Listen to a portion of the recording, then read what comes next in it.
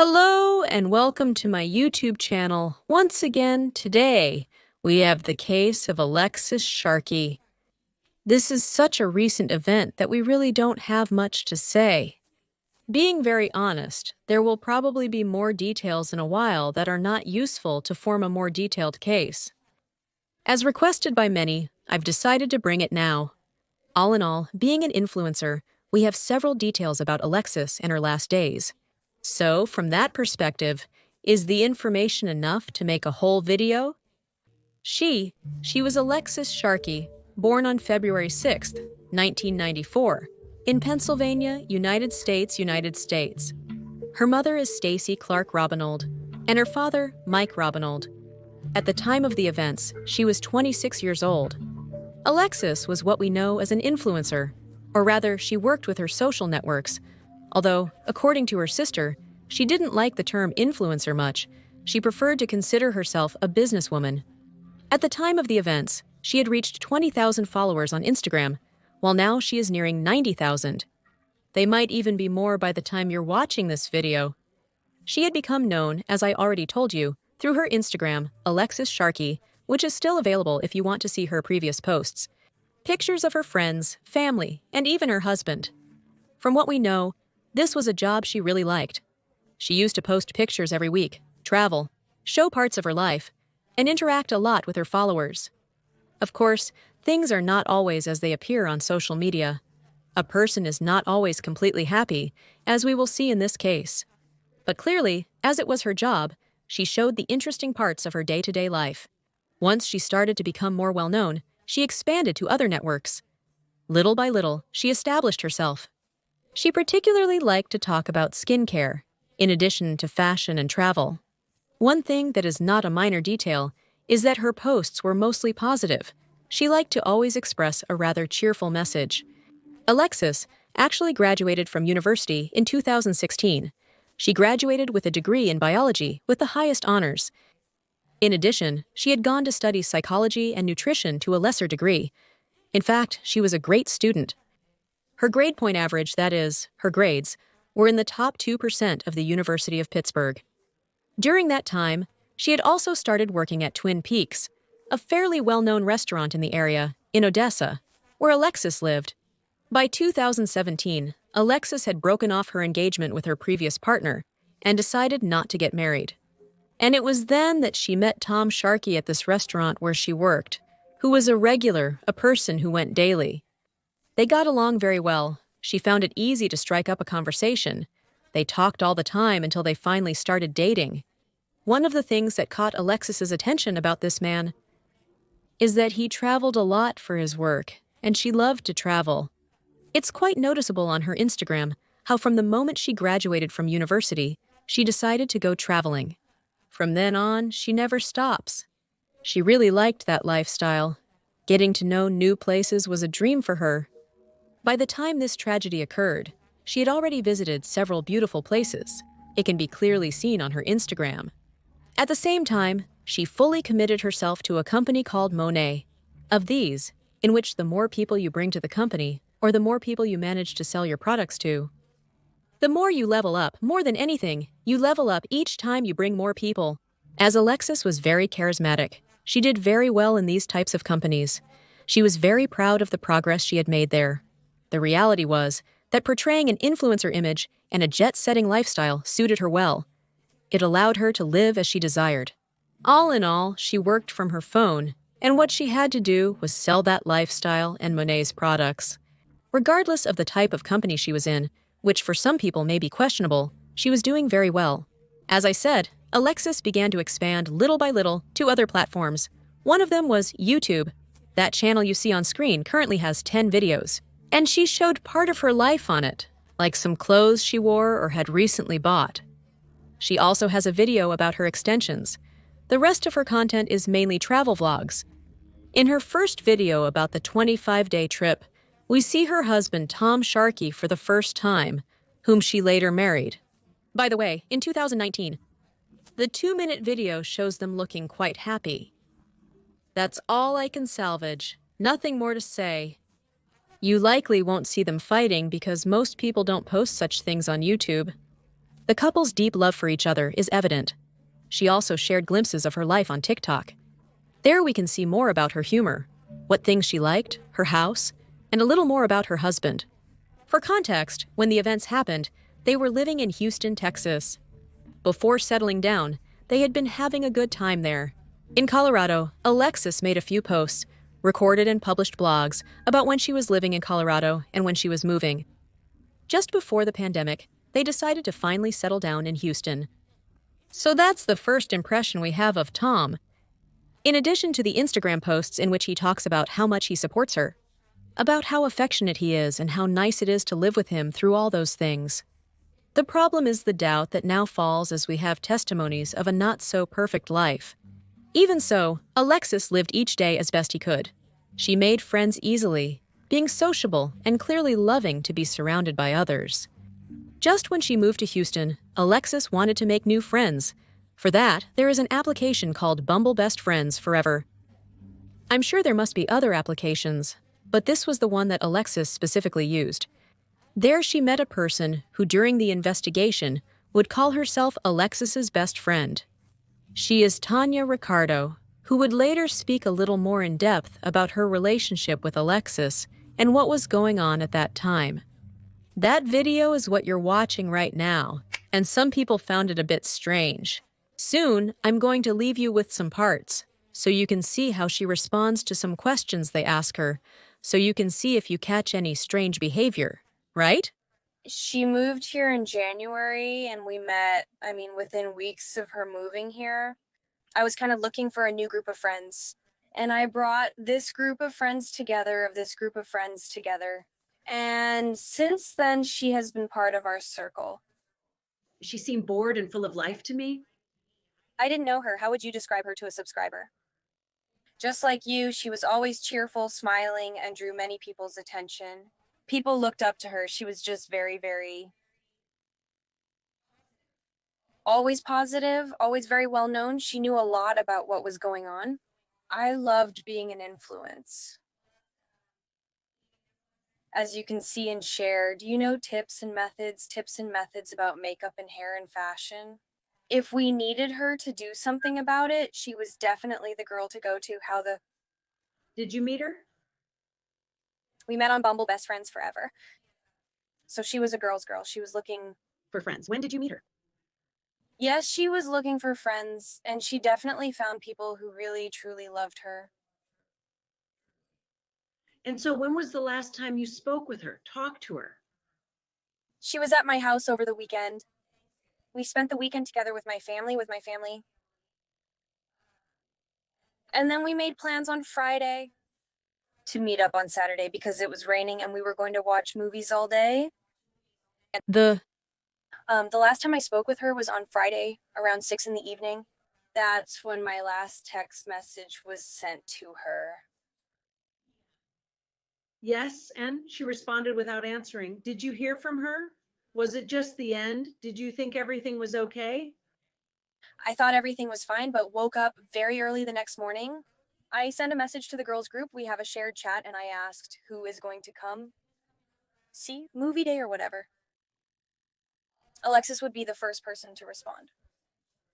If I go to jail, Alexis is the first person I call or text because I know she will respond in seconds. So I started getting a bit worried and said, this is not normal, and so on. So all the girls got together and we said, well, when was it the last time you spoke with her? Last time you talked to her? When was the last time you spoke with her? And everyone said around 6 in the morning on Friday. The last conversation I had with her, she was asking me what I was doing on Friday. And I said, well, my mom is from Mexico, so I'm going to stay home with her. Then we said, okay, I love you, whatever. And that was it. I don't know who could have done something like this to her. We were her friends. She wasn't one to have a lot of group of friends. If she needed something, if she needed someone to come pick her up or take her somewhere, or if she was going to get in the car and go somewhere, it would have been to my house or to the 7 other girls that she was close with. And none of you all are within walking distance to her? No, so she would have you. You really do believe she would have called you and said, come pick me up? She would have called us or taken an Uber or something. I mean, she wouldn't have walked anywhere. No, what can you even imagine? Who would have done this to her? Like, do you have a message to that person? They clearly tried to hide her body and disrespected her. Do you want to say all that so much? What do you say to that? We will find whoever did it and do everything necessary to bring them to justice, so that everyone can put her to rest in peace and where we can get answers and simply move forward. No one fades from something like this. Absolutely no one. He just dumped her on the side of the road like trash. I don't No. understand, so shy. And she currently lives about 3 minutes from where her body was found. I saw him just 8 miles alone on the street, on the road.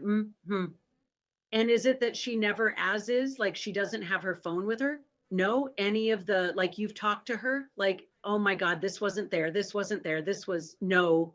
She's a social media influencer glued to her phone and working as she scrolls.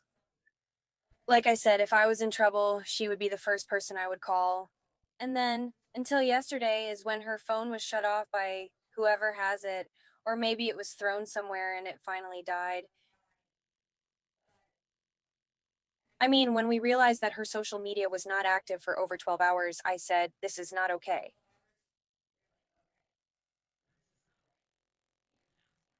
It appears Tanya introduced Alexis to the group of friends she would spend time with for the remainder of her stay in Houston.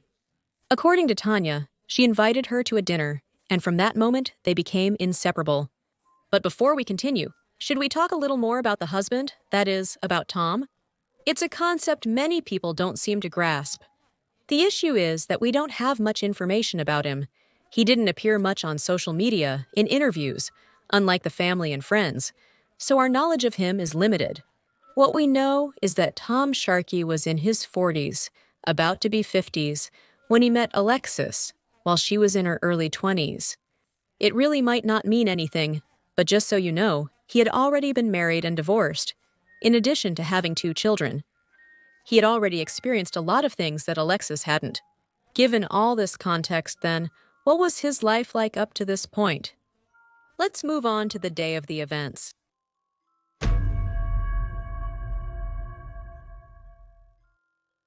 The case took place in the year 2020, that is, not long ago. Alexis lived with Tom Sharkey in an apartment in Houston, Texas. Her job was going very well, and at least on social media, it seemed like she was happy, although speculating, the posts had changed a bit since the move. Maybe this is just my idea, but the way she presented herself had taken a turn.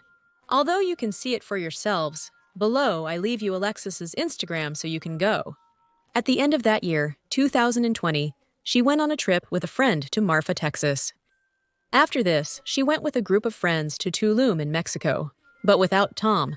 By that time, what was strange was that she didn't go to Pennsylvania to visit her family as much. She had a very good, very close relationship with them, so it was strange that she didn't visit as often as before. Remember, we were in the middle of the pandemic, still deciding what was going to happen with the holidays, especially those people with vulnerable families. The week before the events, Alexis spoke with her mother on the phone. They talked a bit about what they were going to do for the end of the year.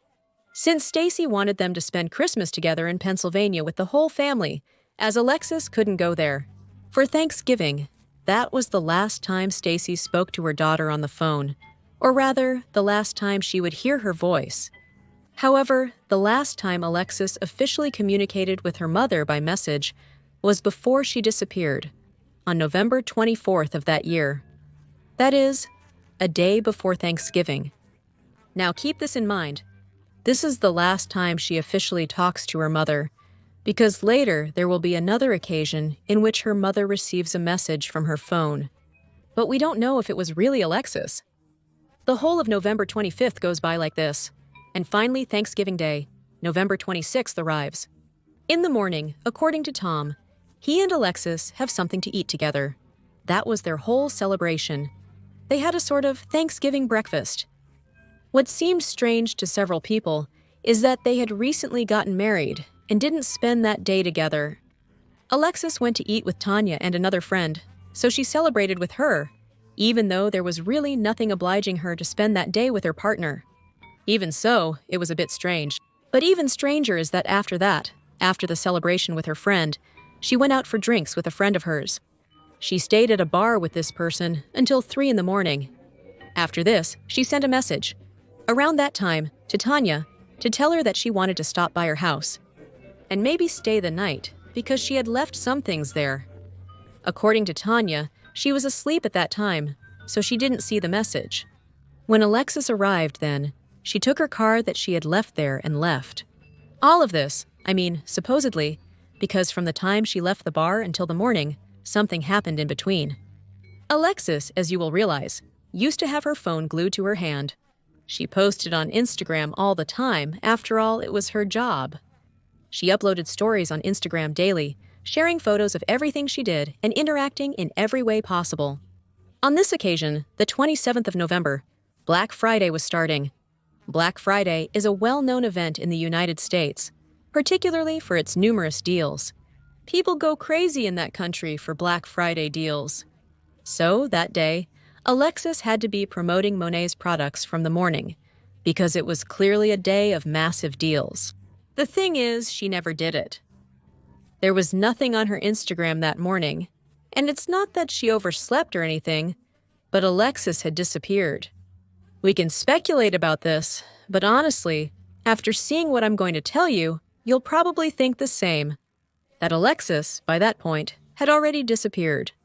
The last message from Alexis was at 5:30 post-meridium that Friday, from Alexis in quotes.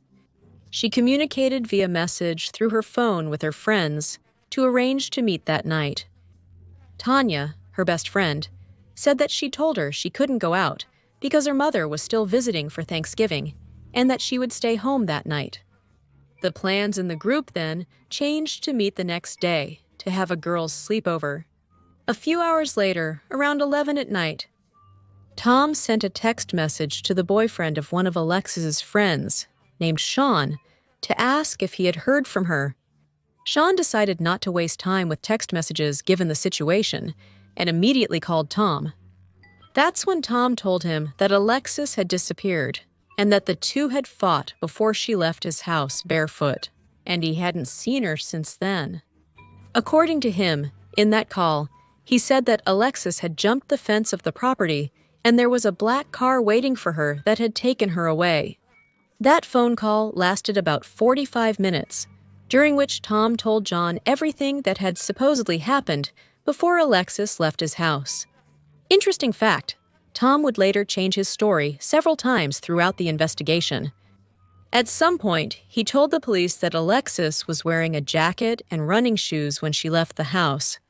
In another version, he said that she left her phone, and in another, he said she took it with her and used an app to locate her. He had followed her in a black car until he finally lost the signal. As you can see, there is a lot of data confusion in the story Tom tells, and there are also many, many versions. This happened recently, within the past few months. John later stated that the conversation he had with Tom seemed quite strange. There was something odd about how Tom was talking. For her part, Alexis's mother stated that on Friday her daughter left the apartment she shared with her husband after a fight. As she knew, she had received a message on her phone from Alexis. By Saturday morning, Alexis's mother had already reported to the police, and they were looking for her. The search for Alexis began promptly, particularly considering she disappeared after the 6 p.m. message. You'll understand that, in reality, it seems to me that she disappeared after leaving the bar early Friday morning, which would mean there was a whole day in between before the search began. After not finding Alexis, Tom said he stopped at a gas station to clear his mind, calm down, and plan his next move. According to reports, he stayed there for 2 hours before he started calling people asking about his wife. The next day, her friends started texting in the group chat to coordinate the whole girls' night out plan they wanted to do. All the girls were active in the group, except for Alexis, and that started to worry them. When they saw that she hadn't been posting anything on social media, they became alarmed. But it wasn't until Alexis didn't show up at this gathering that they realized something was wrong. It was unlike her to skip plans, and even more so not to notify. They ended up calling her mother, who already knew that Alexis had disappeared because she had been talking on the phone with Tom. Her friends finally filed a missing person report and began posting on social media in hopes of finding Alexis somewhere. Sadly, at the same time that her friends and family were looking for Alexis, her naked body had already been found dead by city workers in Houston. She was lying on the side of Interstate 10. When they took Tom to identify the body, her family still had hope that Alexis was alive, because her phone was still on. Unfortunately, Tom arrived and confirmed that the body belonged to his wife, Alexis Sharkey. Alexis was dead then. There were no signs of struggle on her body, and there was no apparent cause of death. At that time, it was not clear how she died, and it wouldn't be until January of 2021, 2 months after her death, that the coroner would conclude that she died from strangulation. It should be noted that for a while, Alexis's family was not allowed to see her body. And they were also not given details about how she was found, so they didn't know much about how she might have died. However, from the beginning, friends and family believed that her death must have been the work of someone else, not Alexis. That she would never have taken anything dangerous, nor would she have taken her own life. So, first of all, just tell us what it's been like for you and your family to receive such tragic news. It's something that none of us can even imagine. It's every parent's worst nightmare. And of course, it was devastating. And we are still trying to just put one foot in front of the other and keep going. Do you think something foul play was involved? If so, why? Most definitely foul play was involved. I mean, the nature in which she was found would suggest that it was not natural. And that was, done to her. So your daughter had tens of thousands of social media followers. We were just discussing that. Does this make the investigation harder? No, quite frankly, I feel like it helps. The police are working very hard.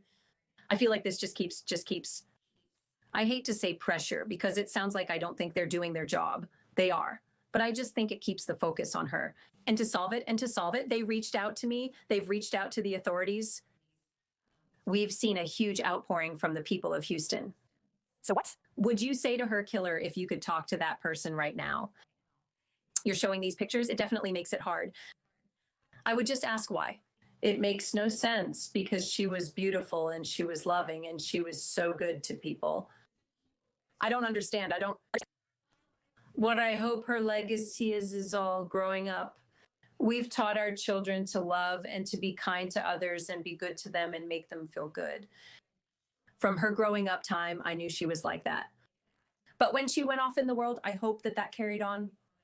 From all of the response I'm hearing from people that knew her, I realized that did carry on. I hope her legacy is that we need to be good to one another and we need to show love and humanity to one another. We know that she was married. We know that her husband said they had a great relationship, but some of her friends painted a different picture. Have you been in touch with him at all? Yep, we talk about it every day, quite frankly, and we just want the investigation to go forward. We're not going to say anything that biases any opinion. I feel like it's been pretty brutal out there enough. We want justice for her without hurting anyone, especially him. Thank you. Little. After the news of her death began to circulate, the details of the relationship she had with Tom came to light. One of Alexis's friends said that things were not going well in that marriage. Alexis allegedly told her that the couple was failing and that she feared for her life, although she had not been too specific. It soon became clear that Alexis planned to divorce Tom and that the couple had even split their bank accounts shortly before she disappeared. The divorce papers were allegedly drafted and ready to be signed as well. What's more, the family had a fight to be able to see their daughter's body. Tom didn't want to let them see for some reason, so they spent a good amount of time fighting. Just because of that, because he, without giving them a fixed reason, said no. There are still some more details. On the trip that Alexis made to Tulum, at the beginning of November, she met this guy named Sebastian. He is a DJ from Houston, and when they met, they both really hit it off. Their friends gave contradictory statements about whether Alexis and Sebastian had been together during the trip. but everyone agreed that there was definitely something between the two of them. In fact, it was Sebastian who had picked up Alexis after the Thanksgiving dinner with her friends and the person who had taken her to the bar to stay until 3 in the morning. We still don't have the information if these two people were together, if they planned to be together after the divorce happened, or if they were just friends and got along well. We don't know yet, but it's clear that something related to him could have happened. After the coroner's office confirmed that Alexis had been strangled, investigators began to look at Tom, trying to find in him or in his past clues about whether he had killed his wife or not. In the only interview he gave to the press, Tom said that Alexis was not who everyone else thought she was. To others, she was happy and carefree, what we saw on Instagram, on YouTube, and on TikTok. But with him, she was stressed and worried. According to Tom, he had to constantly comfort and encourage her. In addition, he claimed that the night Alexis disappeared and was later found dead, he had warned her not to drive while intoxicated, as if to suggest that this was a possibility. How could she have ended up with that outcome? Furthermore, he denied having fought with her that night. What is still yet to be seen publicly is the electronic forensic analysis. This is quite important, as the police were actively investigating the devices of all those who communicated with Alexis in her last days to try to form a timeline of everything she did before disappearing. That is, to determine if someone was lying, in addition to the fact that her phone was active all that time. No more recent news has come out regarding this issue, at least that I have seen so far, so we would still be waiting for those results. As expected, the most solid theory is that Tom killed Alexis, which many of his friends and even his family believed to be true. Her friends had heard her talk several times about the distrust she had for her husband, about his abusive, controlling, and manipulative nature. Sometimes he would strangle her for fun, and many speculate that this could have been the case when she died, that perhaps they were even doing it consensually, but that Tom might have gone too far. I wouldn't want to judge him by how he looks, but let me draw your attention to the detail that Tom is very muscular. In the videos, you can see how he lifts Alexis very easily, so that's a good possibility. Of course, Tom denied the allegations, including the part about his divorce, which would be very easy for investigators to find out whether it's true or not. Some people think that her friends or a particular friend were to blame, and others think that maybe the DJ could have done it. But the main suspect remains Tom. The important thing here are the suspicious behaviors. Everything surrounding the day of the disappearance is strange, mainly because she didn't work, didn't post anything, didn't generally communicate with anyone until that moment in the afternoon. So the question arises, was it just a coincidence that she decided not to work and interact on social media on the day of the disappearance? Maybe it was a coincidence that she only spoke to people that day in the afternoon. As you already know, Alexis had several friends. They are precisely the people who have the most information about the case, simply because she told them everything. About her life, at least most of it. So what's going on? She not only told her friends that she distrusted Tom, that they didn't get along, and that she was also filing for divorce. But apart from all that, she didn't usually take him anywhere, didn't usually mention him, except for those times when she was complaining, which was quite rare.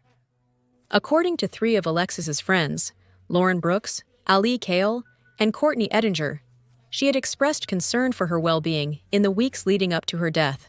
Specifically, that is, she had started to talk about the subject more than anything else.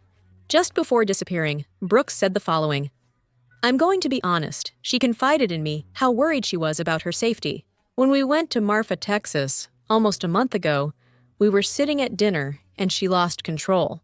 We walked back to our hotel room and she confided in me that night. I looked at her and thought, she's petrified. This girl, she's scared for her life. We don't know what happened. Obviously, we've had ideas. We absolutely believe she was murdered." This, of course, said before the cause of death was clarified. She was right. Someone had killed her. Now, let's discuss the existing theories on this subject. That is known.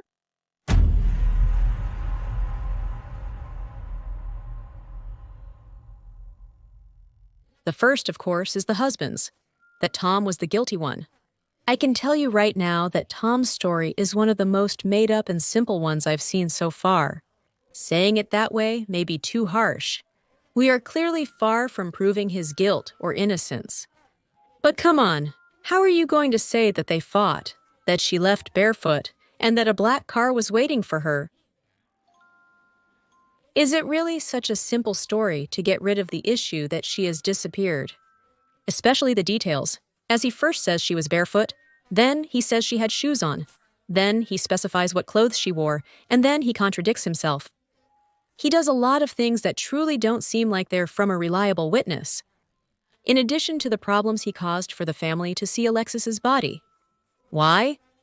Probably because he didn't want the family to point at him right off the bat, as the suspect. The theory is quite simple. They fought either in the early morning, when she returned from the bar, or in the afternoon. Given the message's content, it was likely sent in the morning, because that would give her time to make up a fairly simple story, but still a story nonetheless. Clean up the scene a bit, leave the body, come back, and start writing messages so people wouldn't suspect she had disappeared in the morning. At least that's what I think could have happened. The next theory is about her friend. As I mentioned before, Tanya Ricardo did an interview talking about Alexis and what happened to her, how they met, and all those things. The thing is, many people saw her as being too calm. I also have to point out here that they actually didn't know each other for very long. So it could be that she doesn't feel many emotions about what happened to her friend. It could also be that she simply doesn't grieve like other people. The only thing that personally seemed very casual to me from Tanya was the conversation on Thanksgiving Day. The problem, in my opinion, is the message at 6 in the evening, supposedly from Alexis. She didn't promote Black Friday at any time, didn't work all day, but she did have time to send a message to her friends to go out that night. It sounds more like an excuse so they can't say she was still missing. So this goes both ways, actually. Either for Tom or for Tanya, it can serve as an excuse for both, but assuming Tanya used it.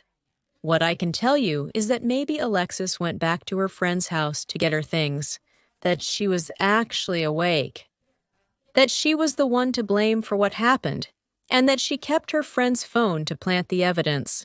She herself wouldn't know how to do Alexis's job, therefore, she couldn't really post. But she could talk to the group of friends that afternoon, and at the same time, use an excuse to say she was busy, precisely guiding the conversation about meeting up at night. What I find interesting is that it would be very easy to say she didn't receive Alexis's message, wait for her, murder her, and then blame the husband. Alexis's car was found at her house, as if she had never taken it. Therefore, either her friend left it there on purpose, or it was definitely her husband who was guilty. We also have the theory of the collusion between Tom and Alexis's friend. Of course, we have to consider a joint plan between the supposed best friend and the husband. The reason could be almost anything. Maybe they were lovers. Maybe her death gave some kind of benefit to both of them. It could even happen without a plan. It could be that he killed Alexis, and from that they hid the crime together. For now, there has been no talk of life insurance claims, nor have they been seen together. But we also have to consider that little time has passed since the crime was committed. We should give them a few months and see what they do. Moreover, precisely because this case is so recent, it's likely that the detectives don't want to make certain information public, although it could clearly happen. This could have been a joint plan. As a last theory, I have the one about the company where Alexis worked, that is, the pyramid scheme. Many of you may have thought about pyramid scams. When I mentioned the company for which Alexis Monet worked, the company already had a few complaints and was, like any pyramid scheme, a bit unfair to certain people. I'm not talking about some secret society or a super plan to make it disappear, but certainly such a job could make you enemies. The truth is that I don't want to go too deep into this theory anyway, as it seems to me that it takes away from the seriousness of the real explanation, or what seems to me to be the real explanation, simply because it's the most likely. And that is that Alexis was murdered by someone close to her, not by a person jealous of her achievements or vengeful for having involved her in a pyramid scheme.